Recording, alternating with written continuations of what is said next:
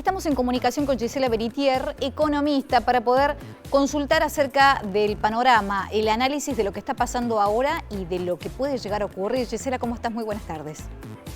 Hola, ¿qué tal? Buenas tardes, ¿cómo están? Bueno, hablamos de algunos lineamientos importantes, este superávit que ha anunciado el ministro de Economía como un gran logro que se consiguió en el mes de febrero. Por otro lado, también la búsqueda del presidente Javier Milei de estos 15.000 millones de dólares para poder liberar el cepo. ¿Qué pasa también con el contexto de la inflación, la actividad económica? Bueno, la verdad que desde que asumió el presidente Milei el 10 de enero ha planteado varias medidas que no tienen que ver con un plan de estabilización, ¿no? Pero estas medidas lo que buscan es bajar la inflación, como ellos dicen, o sea, bajar la inflación para crecer para poder dar trabajo y luego para eso poder disminuir impuestos, que es un poco el eslogan que ellos tienen a la hora de describir cuál es el camino.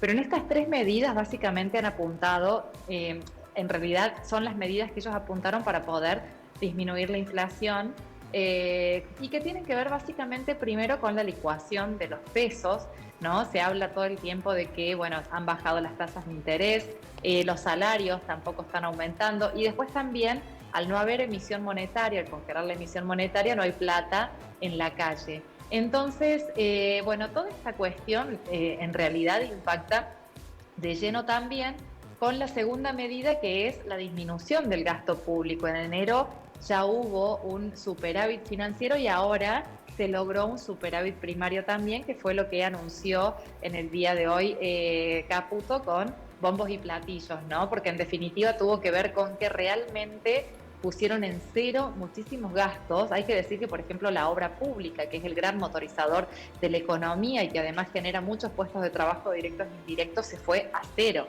O sea, en definitiva, creo que eso es un número histórico porque nunca había pasado una situación de esas características. Claramente, bueno, este es uno de los datos, ¿no? Y luego también el segundo es el ancla cambiaria.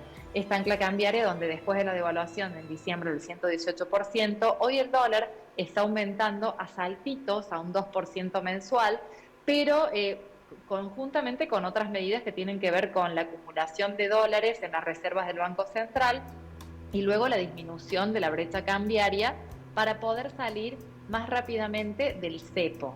Ahora, estas tres medidas que les contaba impactan sobre las expectativas inflacionarias para que justamente a su vez, bueno, de lo que estamos viendo es que la tasa de inflación está disminuyendo gradualmente, aunque a veces no se siente en el supermercado, porque hay que decir que los alimentos siguen siendo muy afectados, pero también una gran recesión, que es la recesión que estamos viviendo hoy en la economía y que en definitiva está impactando mucho a los puestos laborales.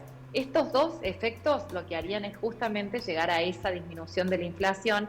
Pasa que el costo de esa disminución en términos sociales es tan doloroso que, bueno, en realidad el éxito estaría en cuán rápido se ajusta. Pero Claro, si no se ajusta Gisela, rápido, terminaría, es mucho más costoso, ¿no? el presidente lo ha dicho en reiteradas oportunidades que vamos a atravesar, así como lo estamos haciendo, pero esperemos que en el corto plazo, ¿no?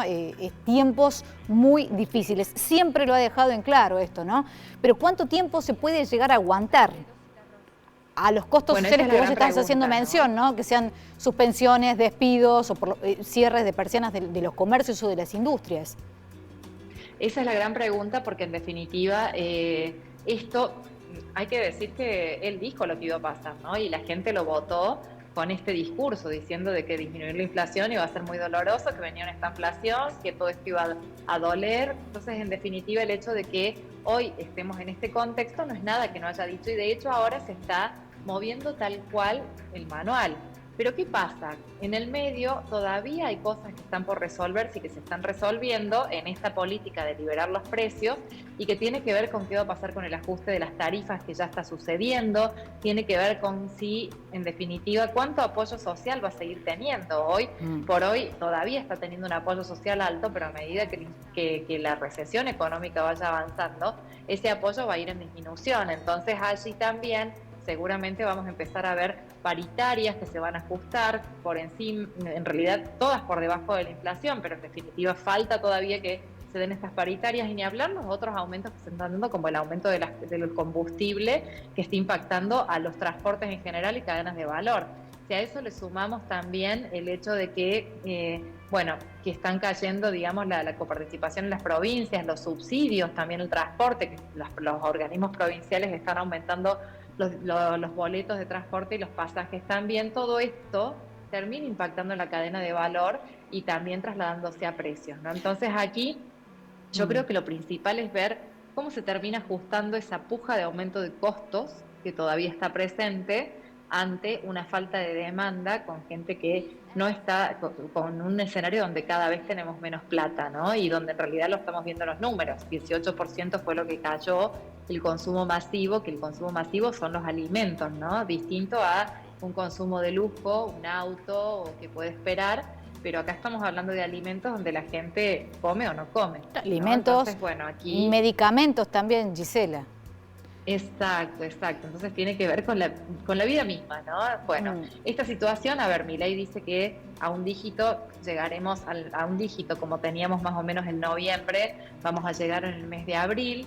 Hay otros que lo anticipan más para el nivel de junio, el relevamiento de expectativas de mercado del Banco Central. Y bueno, hay que ver que no pase nada con el dólar en el medio, ¿no? Porque si pasa algo con el dólar, posiblemente esto se prolongue todavía más. Entonces hoy es la gran pregunta de cuándo se ve esa luz al final del túnel, que hoy por hoy, bueno, no se está viendo, ¿no? Paralelamente, lo que vos decías con respecto a un Milei que le está pidiendo plata al Fondo Monetario Internacional para poder salir del cepo, pero no están dadas las condiciones hoy para, para abrir el corralito, ¿no? Hoy yo creo que si se abre el corralito se va todo. Entonces, bueno, creo que hay que evaluarlo muy bien antes de llevar a cabo ciertas políticas, ¿no? Claro, porque también otro de los puntos que se habla de este plan del gobierno, bueno, plan, vos decís que no hay como una línea para poder tratar de activar la economía, más allá de enfriar estos números, como hacías mención.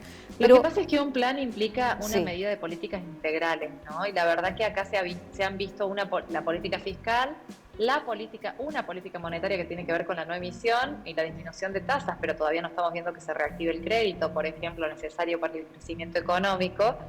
Todos los ahorros están creciendo por debajo de la inflación, y con esto lo que te digo es que falta lo central, que es la política de ingresos, ¿no? La verdad es que la política de ingresos es lo que hace que la persona, la clase media, no termine cayendo tanto por la línea de pobreza. Los primeros números de los índices de pobreza del 30 de diciembre del año pasado se van a publicar los primeros días de abril, pero ya hay quienes están anticipando de que no solamente se va a ver una línea más alta de pobreza, aproximadamente en 44 puntos, sino que ha sido tremendo lo que ha caído la gente bajo la línea de indigencia, ¿no? Entonces creo que esa política de ingresos hoy es necesaria, y es necesaria en un plan integral, y no lo estamos viendo, ¿no?